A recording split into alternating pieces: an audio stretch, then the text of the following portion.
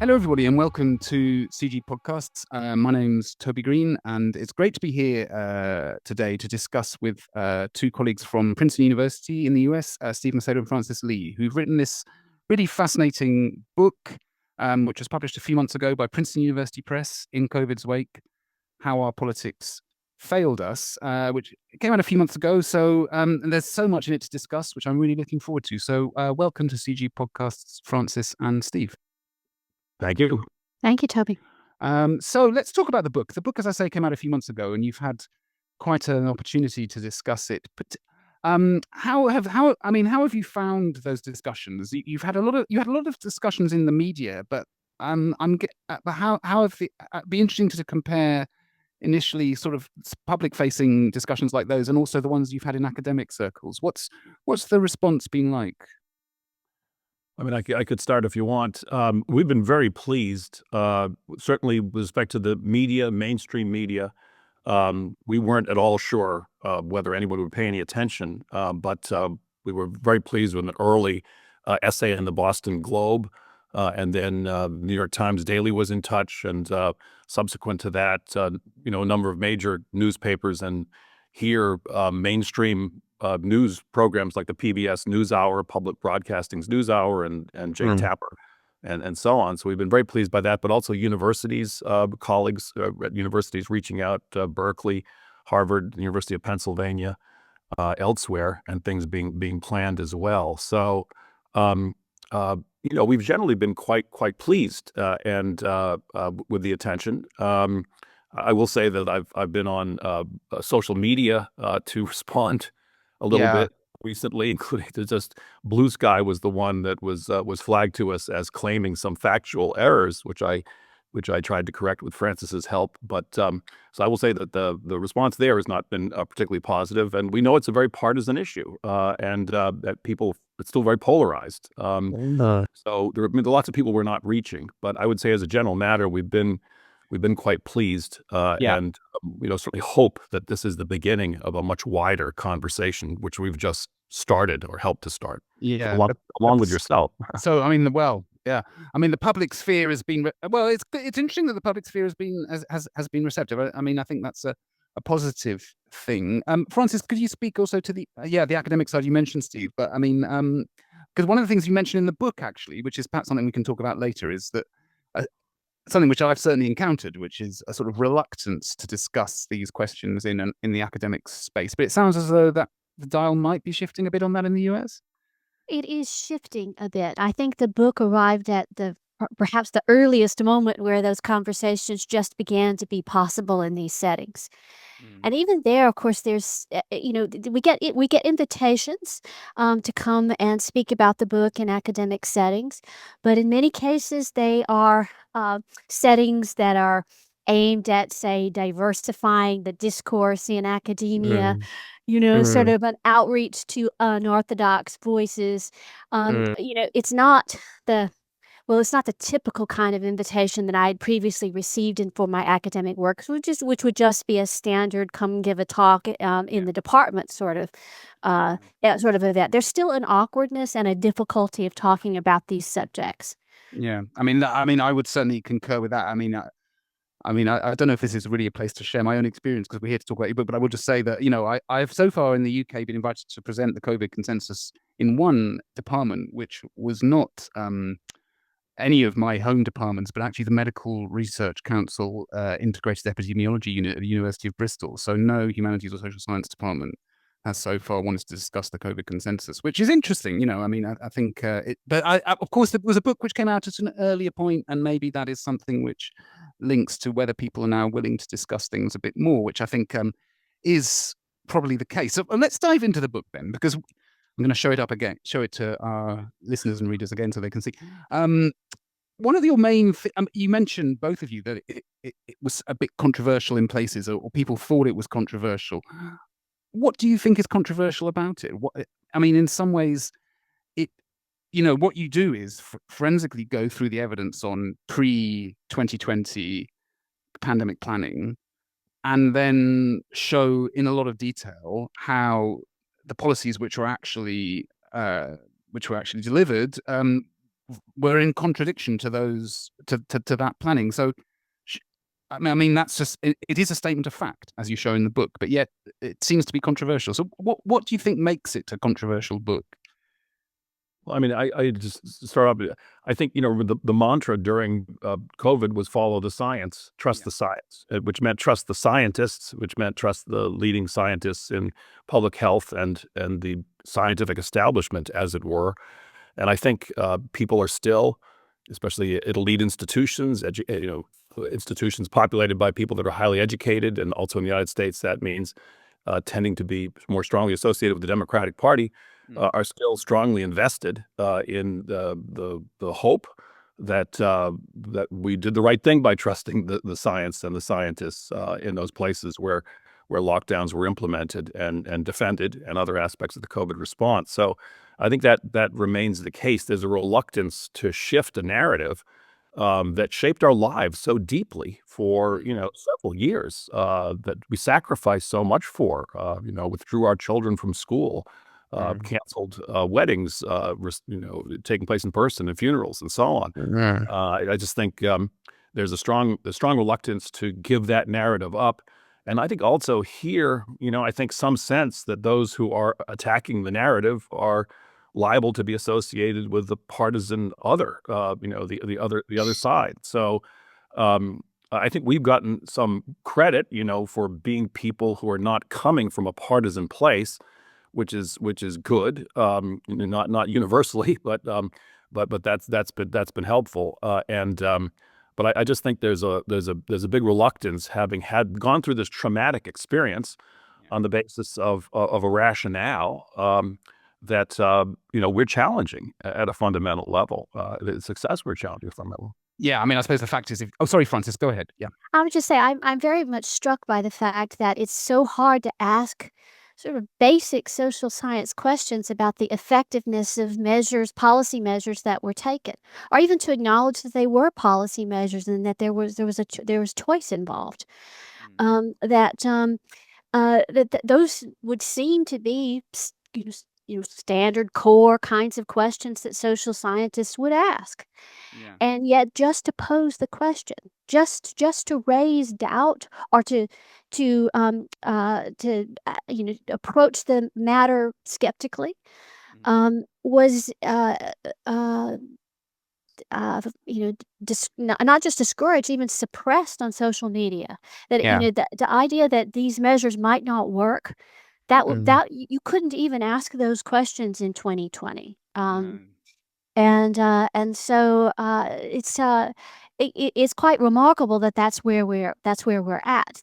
These kinds of basic questions that are core to policy making.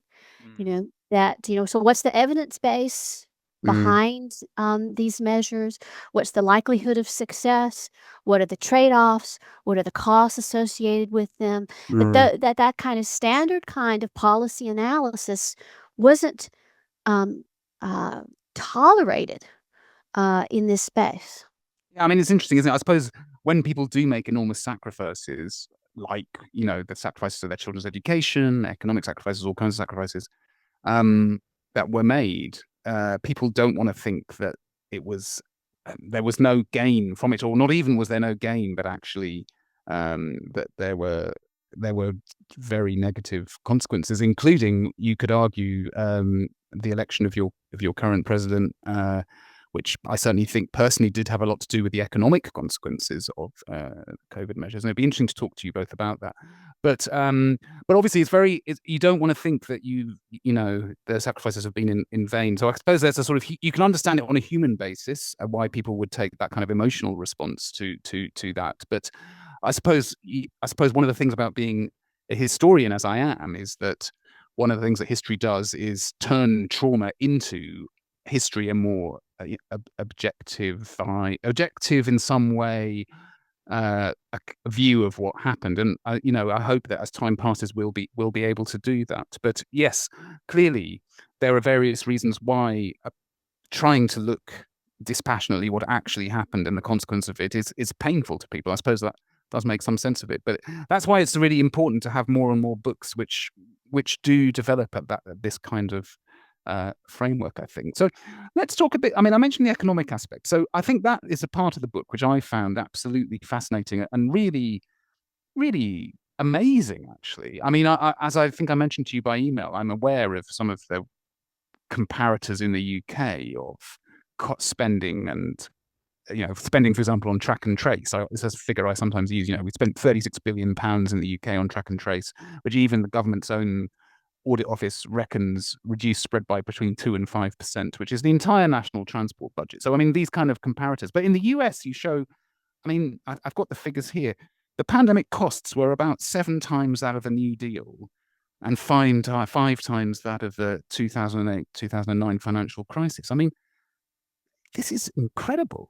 I mean, because those were major economic crises. I mean, this wasn't an economic crisis. It was something, but the amount of spending which went into it completely dwarfs anything that modern history had shown before.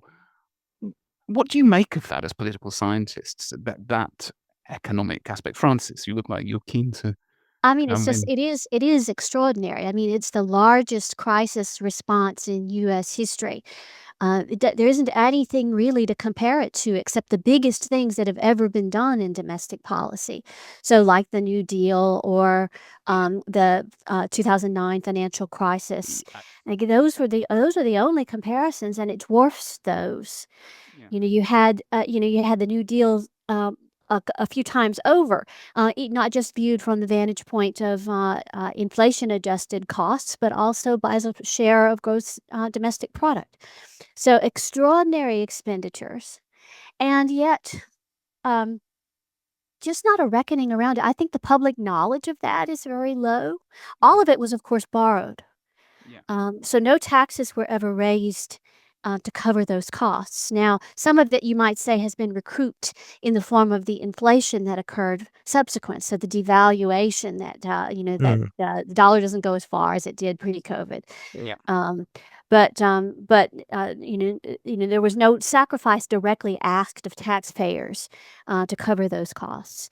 But there was such bipartisan consensus that basically the U.S. economy needed to largely be shut down, and so they calculated sort of the back of the envelope. What would it take to cover the gap with that shutdown for basically 8 weeks? So that's what that's where they got the initial figure for the CARES Act, and then they did it again under President Biden after his election in 2020, and then in 2021, in the spring of 21, they did a second very large COVID package. So it's an extraordinary set of investments, and very little of it went to healthcare of any form. The vaccine development and distribution, that's less than 5% of the total. So the bulk of it went to keeping businesses and workers afloat through the closures. Yeah. I mean, it's incredible. I mean, Steve, I mean, one thing that we could pull out, for example, I mean, as somebody who's an economic historian, I would say, if you produce value which is disconnected to products, inflation is an inevitable outcome of that. We all know that is what follows, and inflation always hurts the poor most of all. That is who suffers the cost of inflation. So there are all these aspects which are fundamental to questions of equality, social justice, and also to understanding, a lot. I think it's the top liner in reasons why people voted Trump in last year was the cost of living. So, these dots are there for people to draw the connections with. And what do you put down? I mean, one of the questions I have, I think, is there seems to be a broader question around financial literacy. As you said, Francis, a lot of people don't seem to know the cost, and maybe it hasn't been publicized a lot. But scholars of these areas should be aware of this. So what do you make of that? What I could only describe as a kind of lack of financial literacy here about what the outcomes of this were inevitably going to be: inflation and what the comparisons to other investments like the New Deal suggested might be more reasonable. Well, just two observations on that. One is that, I think as a general matter, and I've heard other scholars comment on this, cost-benefit analysis seems like something that the media and policy advocates often don't focus on as much as perhaps they once did. Think about alternatives and so on, and what the relationship is there. But there's one other factor that at least, has come up even in some comments we've had in the book, which is that there were progressives who saw this as an opportunity to expand the social welfare state. Child tax credits led to, halving of the poverty rate among children. And, the state was resourced beyond previous levels. And, we just had a comment in the Boston Review, which observed a kind of silver lining in COVID was this willingness to expand state spending and state responsibilities for keeping people in their apartments and rent stabilization and so on. So that may have been part of it on the progressive side, but then I think some of it was just the sense of an emergency and not particularly reflecting. I mean, I think Larry Summers pointed some of this out, but there were relatively few others, and interest rates were quite low, at that point. So I guess the possibility of borrowing was more appealing at that point. But yes, it's there certainly was never a national debate on this, and certainly the magnitude, I think, is something that people have no awareness of. Well, the framing was very much, money versus lives. Yeah. And of course, lives matter more. Yeah. And so I think that led to a turning away from consideration of costs. Yeah. That, it seems like cold-hearted to think about how much this costs or what the opportunity cost would be, like what else we could have done with, borrowing on this scale. Yeah. Um, Yeah. I mean, indeed, like building hospitals or, whatever it might be. If you're interested in public health, there are various things you could do with the amount of spending, indeed, opportunity costs. I mean, I think one of the things which, one of you mentioned back of the envelope calculations. I think that's quite key. As you show in forensic detail in the book, this, there were people who had these ideas, but they were a minority, and this wasn't the core policy. Do you think that some of the negative impacts that emerged precisely because it was in effect a back of the envelope policy, and that obviously leads to, on the one hand, mistakes, and on the other hand, other people taking advantage? I mean, one of the issues which has arisen is, of course, fraud with various kinds of entitlements which came with the COVID policies. And of course, if you make things up, that's something you probably can expect. I mean, do you think that the back of the envelope nature explains some of this? Well, I mean, there's no question that, as of about April 2020, there was a consensus developed on the need to test, trace, and supportively isolate, as the World Health Organization sketched, and then Harvard program and other places affirmed, along with national think tanks and major foundations and so on. And that was going to require spending on a massive scale to ramp up testing and contact tracing to levels we'd never remotely achieved before.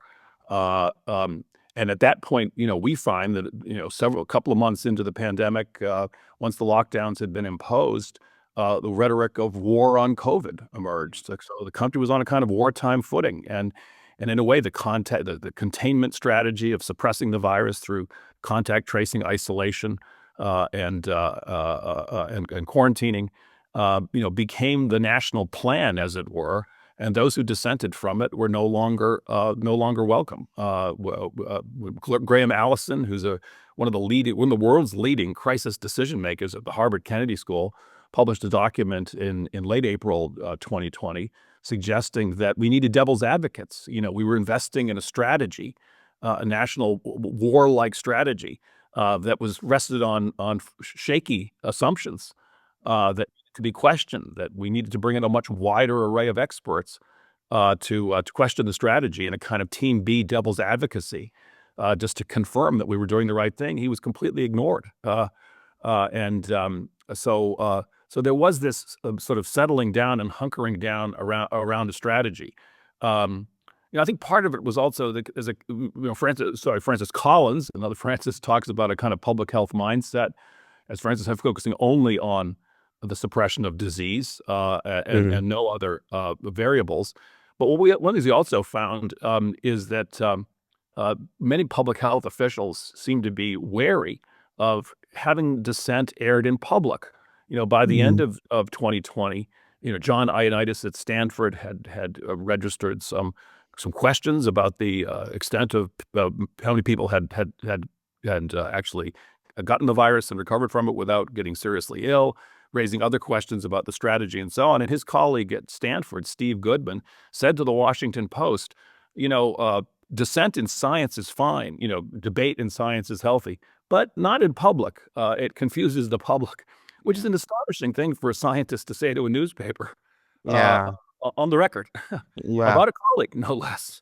So I think that reflects a kind of wider sense that we're not big experts on public health, haven't studied it sufficiently, but there does seem to be a fair amount of paternalism there, and the sense that messaging needs to be clear in order to motivate behavior. Francis Collins said this. We wanted to motivate people to do what the right thing was, in case it was the right thing, but we weren't really sure. And he says, in retrospect, we should have admitted that, and we lost a lot of trust along the way.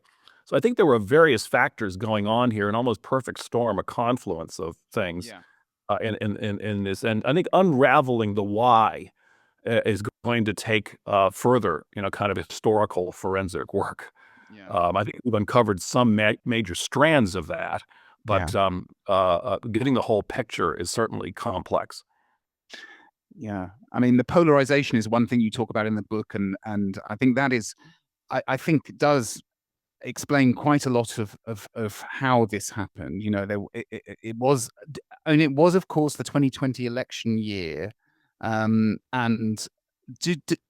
is that a factor, do you think, in the way in which this coalition, as you say, there was, you show in the book very clearly, it's fascinating, actually, you have this, I think one of the figures you mentioned is Greg Gonzalez at Yale, and how initially he had manifested that effectively the policy, the lockdown policy, was not the original policy, and that this needed to be borne in mind and then very quickly after the April Harvard report, then changed tack. And there are a number of other figures who I wrote about in the COVID consensus who did something very similar. But I think, do you feel, Francis, do you feel that this polarization question is what really explains the rapid disintegration of the previous consensus, and the way in which public dissent was or public discussion even was clamped down on? It seems very relevant to what happened in the U.S. It was a U.S. election year. Trump was already a very polarizing figure before the pandemic. Democrats desperately wanted to defeat him in his bid for re-election, and parties behave opportunistically. There's nothing unusual about that. And so when a giant crisis happened on Trump's watch, Democrats had enormous incentive to basically lay at Trump's feet every single COVID death, and to say that to attribute the scale of the pandemic in the U.S. to Trump's mismanagement. And sort of, to bring that fully into the debate over the, around the election campaign and over Trump's performance, and to use it, to weaponize it in that way.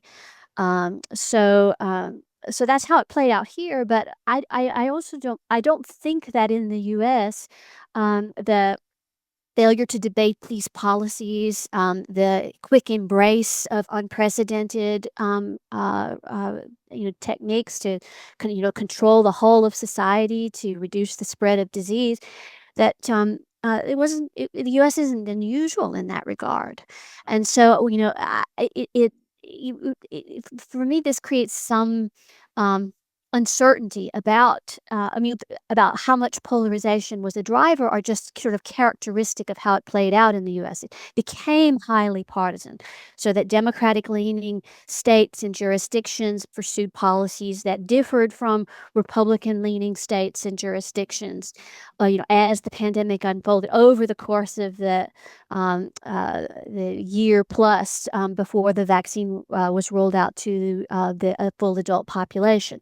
Very different policies pursued in different parts of the U.S. So that's that's an interesting and distinctive feature of how the pandemic played out here. But I think in terms of suppression of debate, no questions asked, a quick embrace of policies on which there was, poor evidence, a quick embrace by public health figures. This was characteristic of governments around the world. Yeah, it was. I mean, that's very true. And, that's that's something which, yeah, as you say, as you've both said, raises wider questions about the why, which we may not go into much. And as you say, many different people and scholars and writers will need to look into that in more detail. I do wonder if the length of school closures in democratic states is related to this and is somewhat distinctive. It does seem as though, evidence for schools not being transmitters of COVID and children not being particularly vulnerable circulated in Western European countries more quickly, and somehow was just completely out. Now the strength of teachers' union seems to have been a major factor here for sure, but it does seem in some ways there was a greater learning over the summer.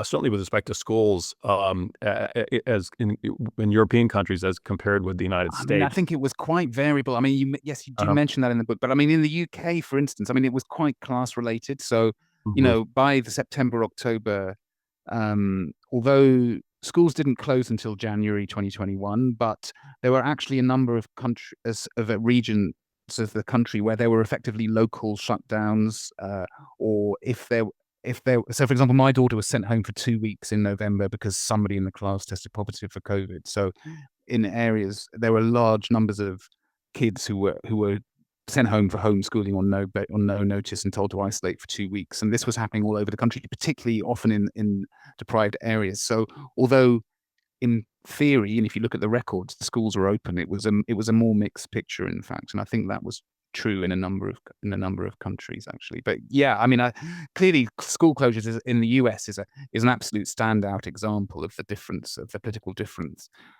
which emerged. I mean, we've talked quite a lot then. I mean, your book is about the US, and so let's talk a bit about the fallout. I mean, I've said already, I personally would say that Trump's election was in large part due to the economic consequences of the COVID. We could discuss that. I mean, well, let's start with that. Do you think that's a fair analysis?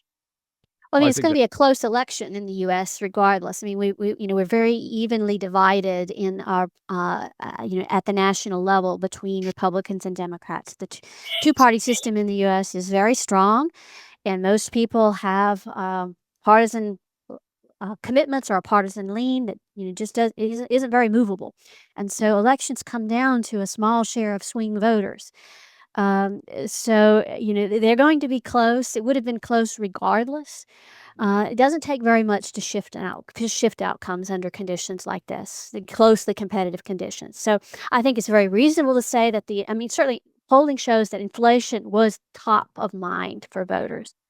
And so to the extent that the inflation was downstream of the COVID response, I think your statement that Trump's election is due to fallout from the COVID response, that would be fair. There's of course dispute as to how much the inflation was due to at least the level of pandemic spending.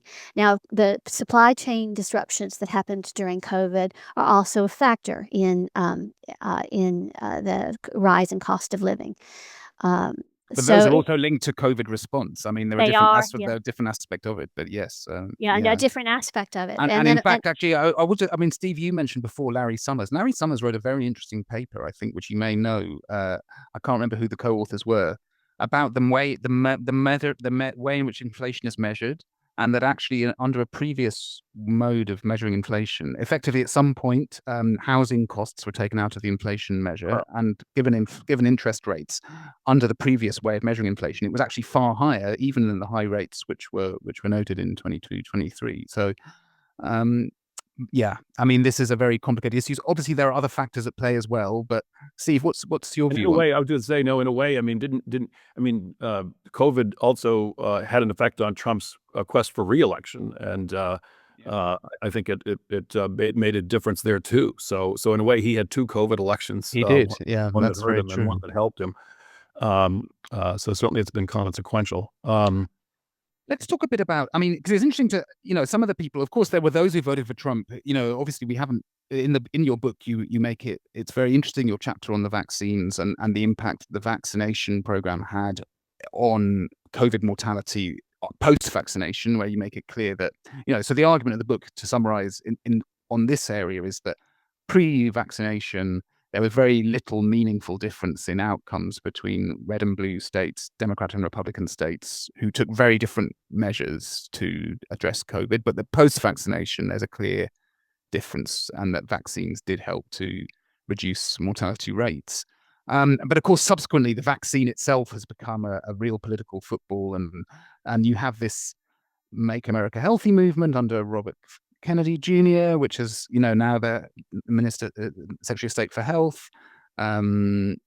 People like Jay Bhattacharya now running National Institutes for Health. But there seems to be, what I would say, and I've written about, a real political contradiction emerging, because you've got this group which coalesced around hostility to the COVID measures, now in positions of political power.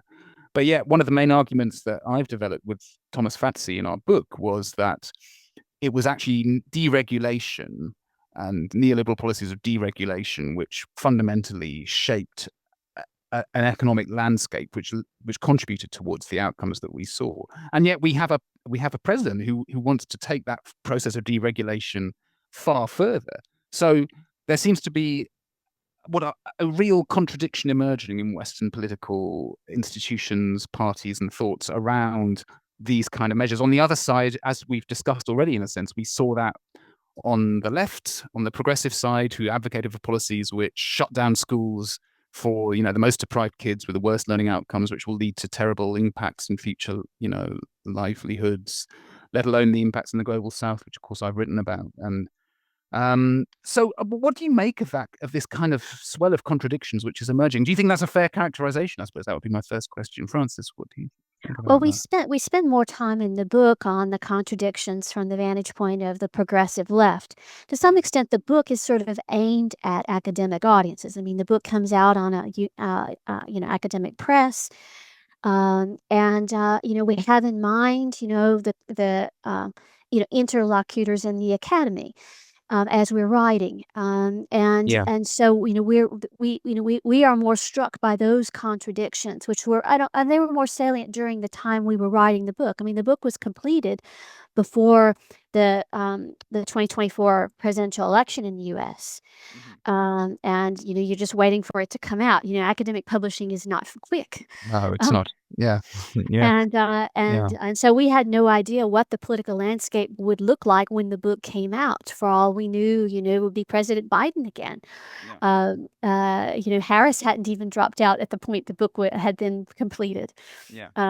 Biden hadn't dropped out. Harris hadn't replaced Biden. So we just didn't know what the world would look like. So we were more focused on that. Now, what you're pointing to with regards to the ironies after the election, where you've got folks coming to power who sort of made their names by questioning the lockdowns. And if anything, the evidence suggests that the vaccine was the one bright spot of the COVID response, at least to not so much vaccine mandates, but just the development of that vaccine and the quick rollout of it. It does seem to have made a significant difference, and that states with higher uptake of the vaccine did do better after the vaccine became available. So you do see that. And sort of there's some irony that the main focal point then of, criticism of, looking back has been around vaccines, as opposed to any other kinds of criticism that one could raise about the pandemic. It's a very interesting point, because yes, as somebody I know well says, the other, of course, one is the origins question and the lab leak theory and all of that. But somebody I know well who works in this area says, as far as they're concerned, that's a red herring, because it wasn't the virus itself did not lead to the measures per se. It was policy decisions which led to those, and those policy decisions had the outcomes which you discuss in the book. And And so in some ways, both of those things could be seen as a red herring. Steve, what's your... Yeah, one thing I'd say is that, do you understand, I think, an interesting question from the standpoint, in a way, of political economy and, political economy theory. I think our focus was political and on the quality of deliberation around these questions. So in a way, given the kind of polarization we have in the United States, which runs along an education divide, one of the things we wanted to use as a framing, device is, how did the truth-seeking departments of liberal democracy fare into this? The places where we hope we can go to see fair-minded debate about major questions: universities, science journalism, journalism more broadly, serious journalism more broadly. So that's where our focus was.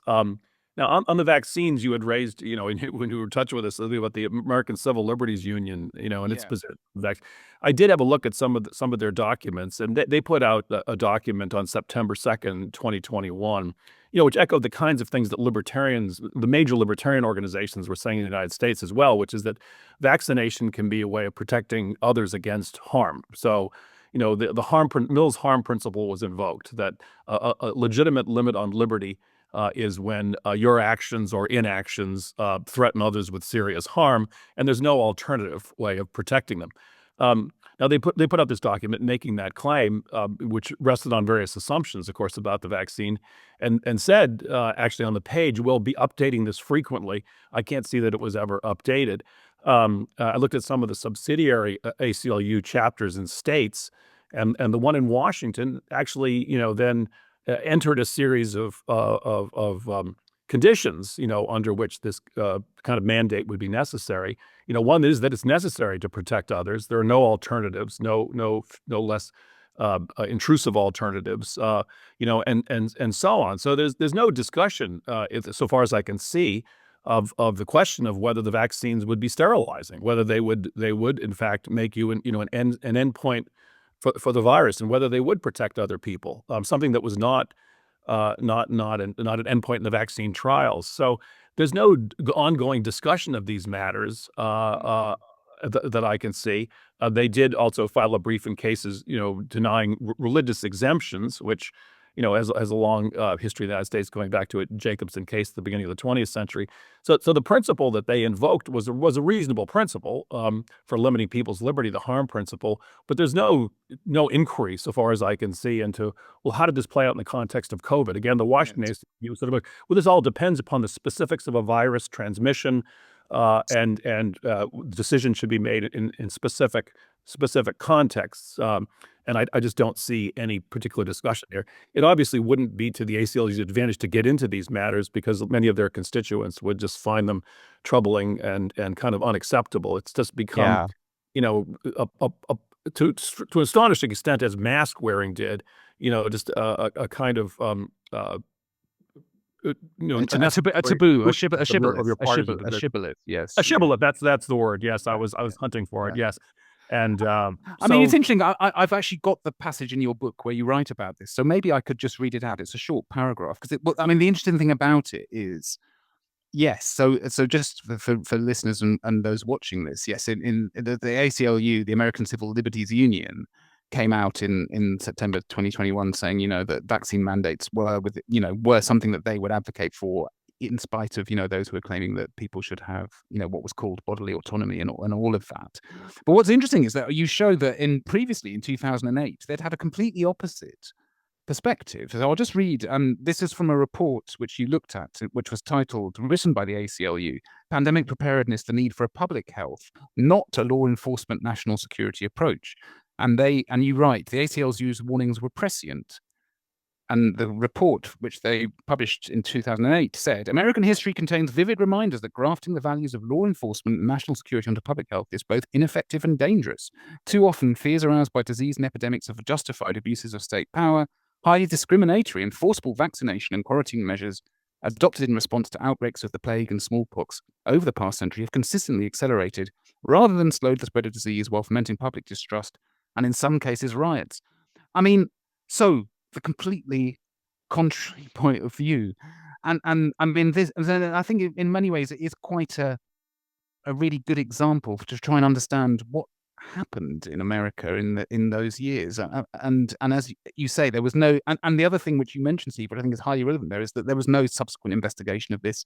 The kind of discussion stopped in September 2021, and nobody picked it up again. Yeah, no, it is. Yeah, I was going to say they are sort of conditional statements here. Coercion and brute force are rarely necessary. Well, sometimes maybe they're necessary. In fact, they're generally counterproductive. Okay, sometimes. Well, when this is putting a test question on a school paper. Okay, specify the conditions. Under what circumstances did this virus and this vaccine, what we knew about natural immunity from infection and recovery, and the inability of the vaccine to control or suppress transmission, was it justified in these cases? And I just don't see any follow-up. Yeah. On that point, so CDC knew by summer of 2021, they had already put out a report in summer 2021 that the vaccine could not stop transmission. They'd already documented an outbreak among vaccinated people. And that's when they recommended in the US that people return to mask wearing even after getting vaccinated.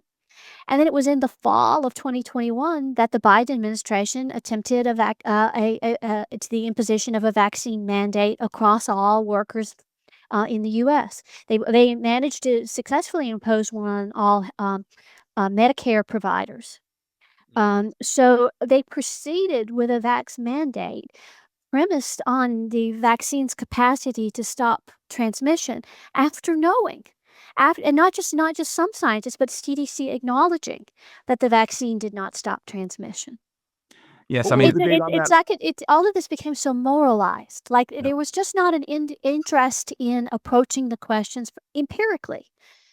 So it would be a moral thing to do for us all to band together and work to try to stop transmission. So we will wear masks and we will get vaccinated. We will do all these things because that's the moral thing to do.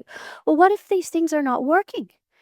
That you just couldn't ask those questions. And there was just no interest in engaging with them. And even after you knew there were questions about on the empirical side, it's like it still didn't inform policy.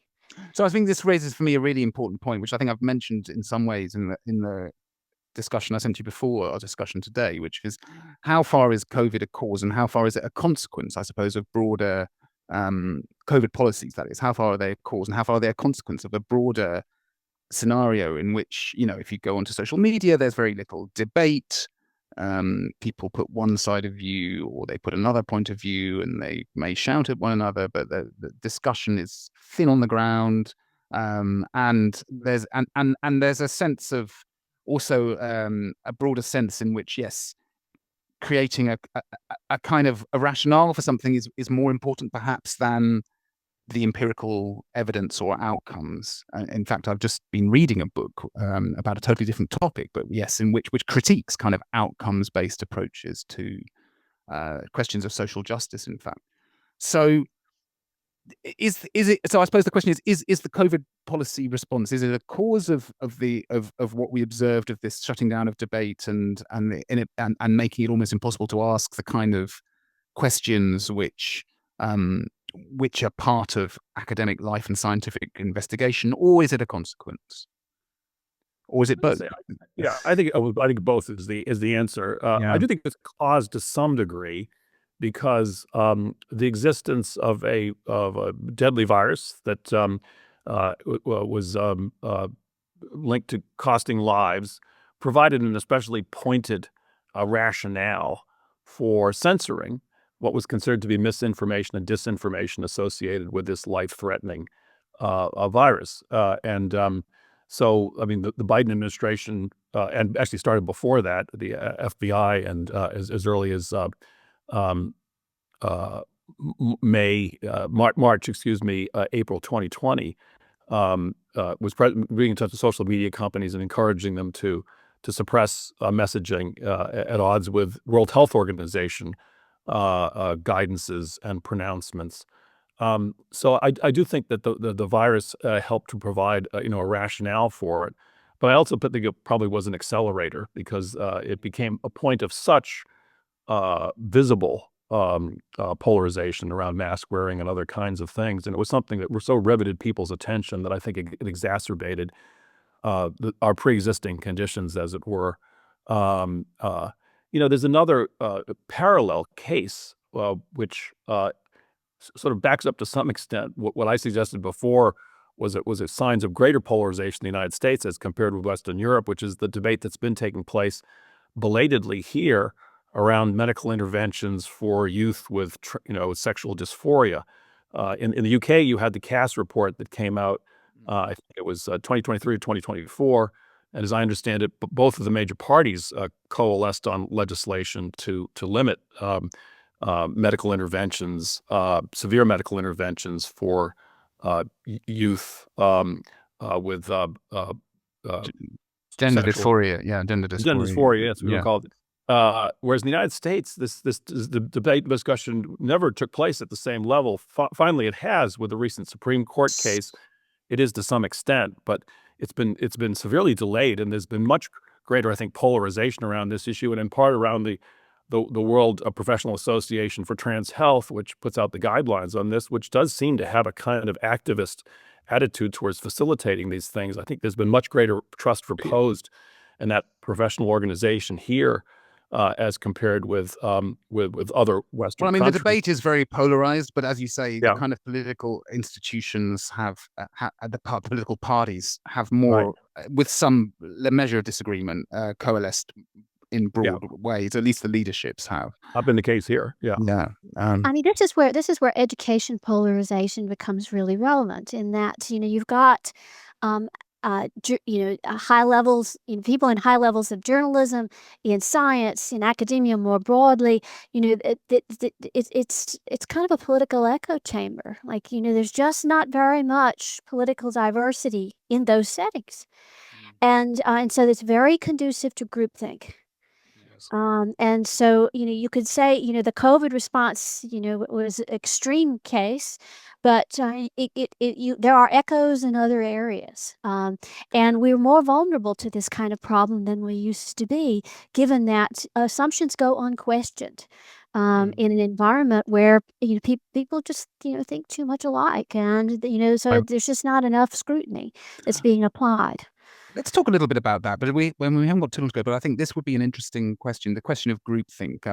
The three of us, in one way or another, somehow didn't go along with groupthink, and it's interesting to reflect on why that was, or maybe part of that could be you talking about the journey of writing the book. In my own case, I think having spent my adult life working a lot with the people on the African continent, I very quickly had quite a different perspective on what was going on there, and that influenced how I saw things. But I wonder, in your own cases, why, how did you sort of, I suppose, self-eject from the groupthink, and is there anything that you would take away from that in terms of a broader sense of recreating discussion and getting beyond that kind of groupthink?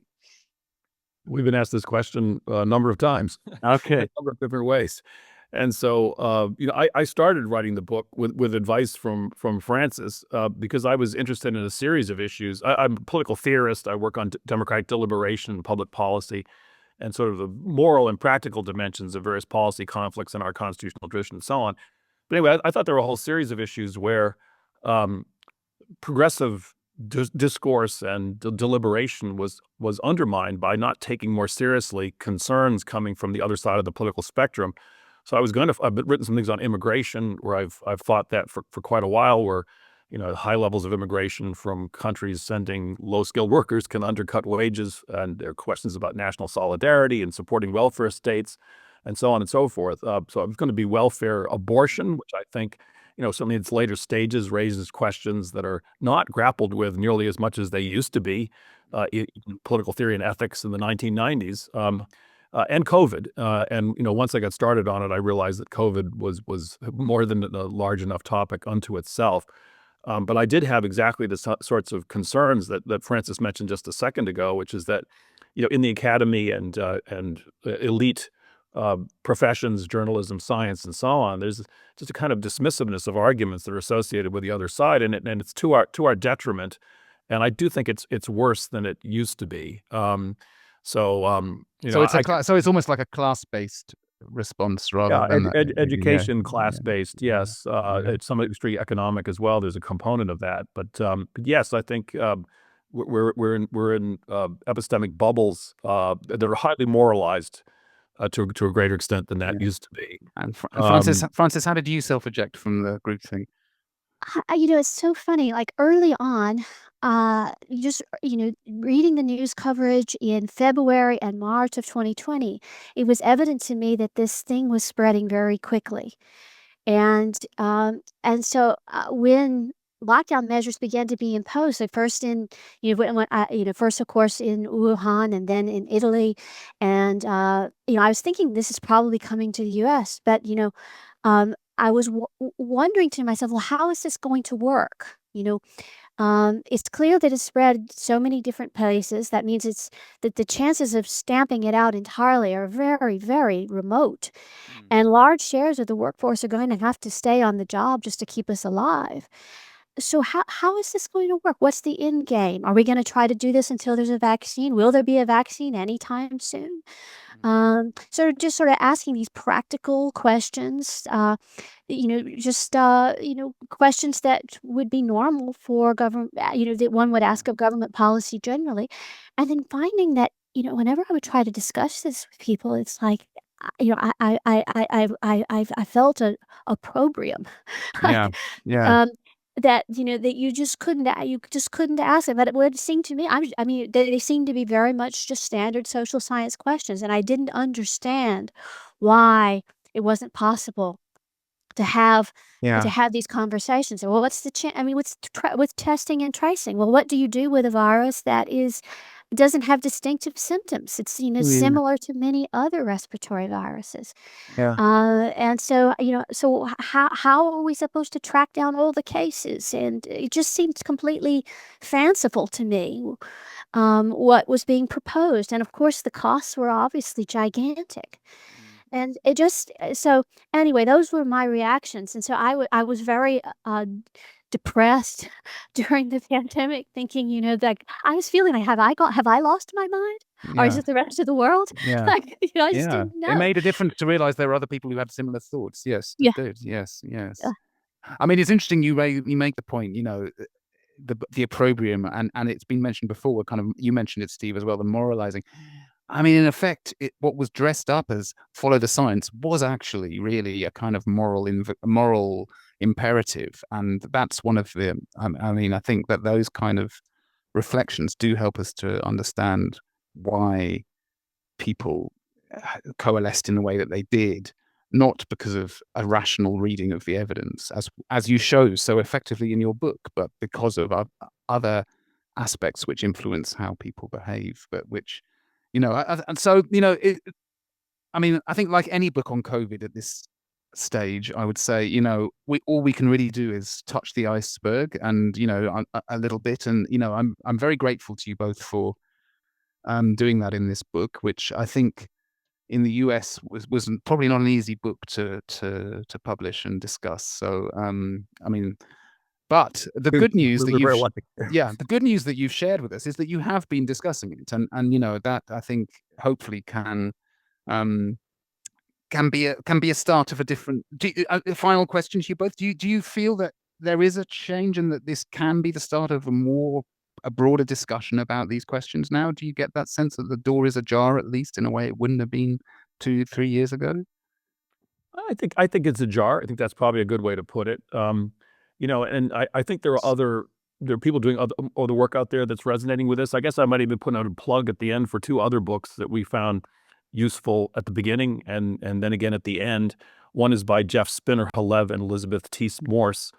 Francis may be able to help me recollect the title of that book, but it's about the extent of moralized polarization in the United States, and it's a nice book on that topic. Do you remember the title of that book, Francis? I'm having trouble. I shouldn't put you on the spot. Well, we'll Yeah. give the authors Jeff Spinner Halev, Halev, and Elizabeth T. Morse, Theiss Morse. And also, just published after our book, David Zweig, An Abundance of Caution About the School Closures, which is a really good account, not just of, the harm that was done, but what was known at the time. How much was known about schools not being transmission hubs and teachers not being a great risk in April 2020, and how polarized the American media was, even as compared with with European media. It's really a well-written, well-researched book that I think is very complementary to ours. And so, I hope there's more coming out with some good books on expertise that are coming out. Hale Patterson and again, I'm forgetting the name of it, but another MIT book on the crisis of expertise. So I think there are things, and we'll have our fingers crossed. But we really admire the work that you've done, Toby, and Okay. others, and the work at Collateral Global. So Well, yeah, thank you. Yeah, we it's always persevere. Yeah. but as you said, at the time, discovering a community which would discuss this with you and work on it was a great thing. So that was Francis. Your view. Do you feel the doors ajar, like Steve said, and there's work now coming out? I do feel the door is ajar and that there is an openness that didn't previously exist. But it is not, we're not welcomed with open arms to have this discussion. And I think there is a desire just to move on, to forget about this, that this was an exceptional episode. Even those who might grant some of our critiques, this was an exceptional episode, really not that much to be learned from it. Let's focus on things that matter more now. It's sort of a turning away from this period. And so I think additional time needs to pass so that it becomes purely a subject of historical interest. And even then, I think it may be just a niche community. Well, on that topic, actually, I can share some news, which is that the British Academy have just awarded a grant to myself and 3 other people to host an event next year called the COVID-19 Pandemic as a World Historical Event. So this is good news, and we hope that we may be a niche community, but I think at least the recognition from areas of the academy that it should be discussed seems to be growing. So Right. I hope we can all work together on that going forward. Congratulations. Yes, Yeah. congratulations. It's wonderful. Keep up the good work. Yes. Okay. Well, look, I'm going to say thank you very much to Francis and Steve for spending the time to discuss your book today. I really do recommend it because it has some really fascinating. It's very readable, but it also has some amazing bits of information and data, which really does bring out, in a way, the strangeness of the political decisions that were taken. So, thank you both very much for that, and good luck with continuing to discuss the book in the US. Thank you, Toby. We very much appreciate it. Thank you indeed. Thank you.